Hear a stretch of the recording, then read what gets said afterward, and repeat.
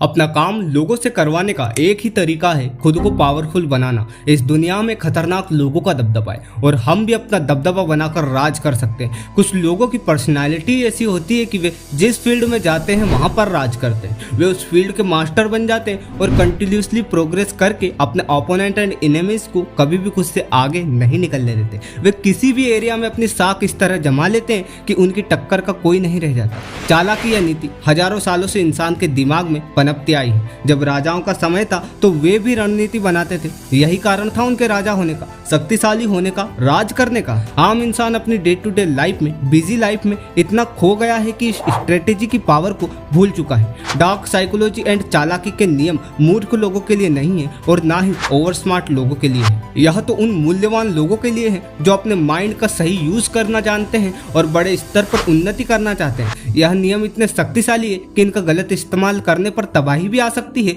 और यह एक इंसान को बर्बाद और खत्म करने की शक्ति भी रखते हैं। हम सब जानते हैं कि हिटलर के जीवन का अंत कैसे हुआ था। अगर आप नहीं जानते तो गूगल कर लो। इस वीडियो में मैं आपको 4 ऐसे लॉस बताने वाला हूं जिन्हें अगर समझदारी से यूज किया जाए तो इंसान अपना मकसद पूरा कर सकता है। वह सफलता की चोटी पर जाकर जो चाहे वो पा सकता है, लेकिन कोई मूर्ख और जलनखोर व्यक्ति इन नियमों का किसी को नुकसान पहुंचाने के लिए यूज करता है, कोशिश करता है तो उसका पतन हो जाता है। आगे जो नियम मैं बताऊंगा वो सब the 48 laws of power book से लिए गए हैं, जिसके राइटर रॉबर्ट ग्रीन है। यह बुक बहुत सी कंट्रीज में बैंड है, सो आप समझ ही सकते हैं कि कुछ खतरनाक बताने वाला हूँ। इन लॉज का यूज आत्मरक्षा और सक्सेस को अचीव करने के लिए किया जाना चाहिए। यह डेफिनेटली काम करेंगे। Number 1, never look superior. कभी भी अपने बॉस या सीनियर लोगों से श्रेष्ठ ना दिखो। उन्हें यह फील होने दो कि वो आपसे बड़े हैं। यह फील मत होने दो कि आप उनसे बड़े हो। जब आप अपनी एबिलिटी का प्रदर्शन सीनियर के सामने करो तो अपनी एबिलिटी को जरूरत से कम दिखाओ।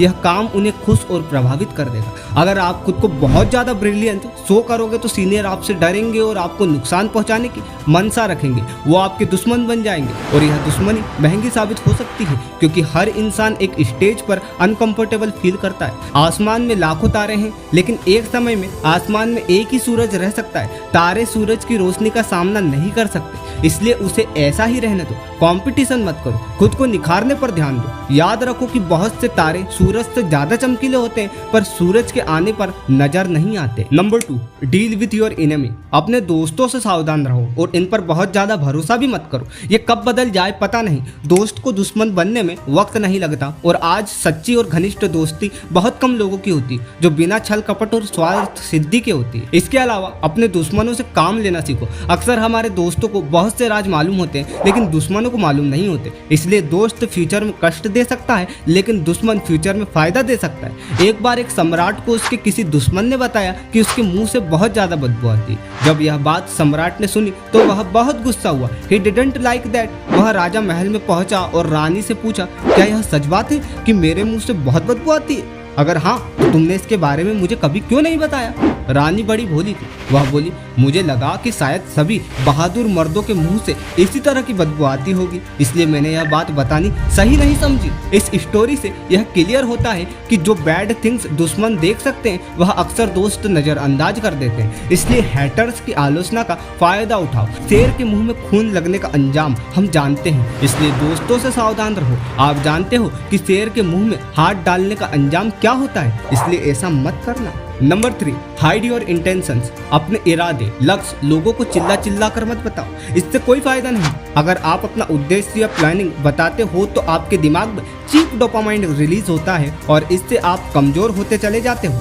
काम ठीक से नहीं होता और मन नहीं लगता, फिर आप कहते हो कि लोगों की नजर लग गई। जो सेनापति हमला करने वाला होता है वह अपने इरादे छिपा कर रखता है, जिससे इसकी भनक भी दुश्मन को नहीं होती। इसलिए आप भी ऐसा ही करो, उद्देश्य जाहिर ना होने दो। ज्यादातर लोग खुली किताब की तरह होते हैं, वो अपने मन की बात तुरंत बोल देते हैं। जैसा ही मौका मिले वे अपने थॉट्स को बताने लग जाते हैं, लेकिन ऐसे लोग ज्यादा ग्रो नहीं कर पाते। चालाक बनो, लेकिन लोगों को पता ना होने दो कि आप चालाक हो। यही असली चालाकी है। अपने चेहरे के सामने मुखौटा लगा लो एक नॉर्मल इंसान का। लोगों को नॉर्मल थिंग्स देखने की आदत हो होती है, इसलिए आप आसानी से मुखौटे के पीछे रहकर अपनी स्ट्रेटेजी एंड प्लानिंग बना सकते हो, काम कर सकते हो और लोगों को हैरान कर सकते हो। बकरी कभी अचानक हमला नहीं करती, इसलिए लोग इसे सीधी और आज्ञाकारी मानते। बकरी की तरह हो जाओ, लेकिन योजना लोमड़ी की तरह बनाओ और काम शेर की तरह करो। Number 4, speak less than you think. लोगों को वर्ड्स के थ्रू इन्फ्लुएंस करने की कोशिश मत करो यार। आप जितना ज़्यादा बोलते हो उतना ज़्यादा normal and non effective person लगते हो।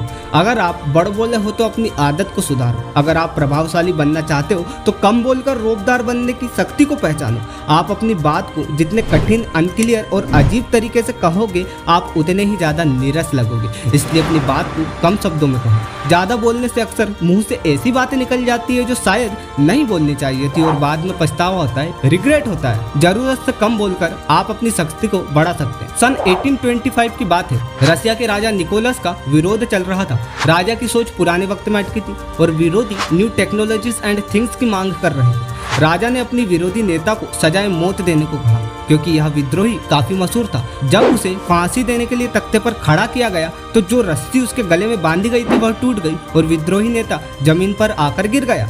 उस समय ऐसी घटनाओं को जस्टिस ऑफ गॉड माना जाता था, इसलिए उसे भी माफ कर दिया गया, छोड़ दिया गया। वह विद्रोही अपने पैरों पर खड़ा हुआ और भीड़ से चिल्लाकर बोला, रसिया वालों को कोई काम ठीक से नहीं आता। अरे उन्हें तो रस्सी तक बनानी नहीं आती, देखो टूट गई।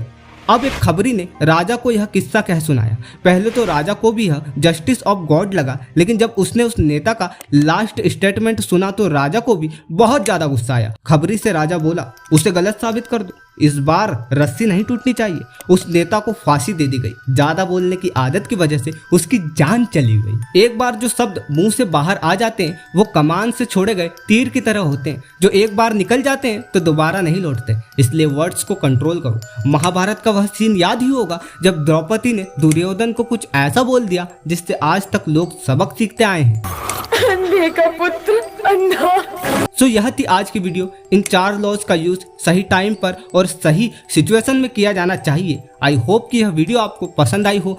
सो मैं मिलता हूँ ऐसी ही किसी वीडियो में, तब तक के लिए स्टे पॉजिटिव। जय हिंद।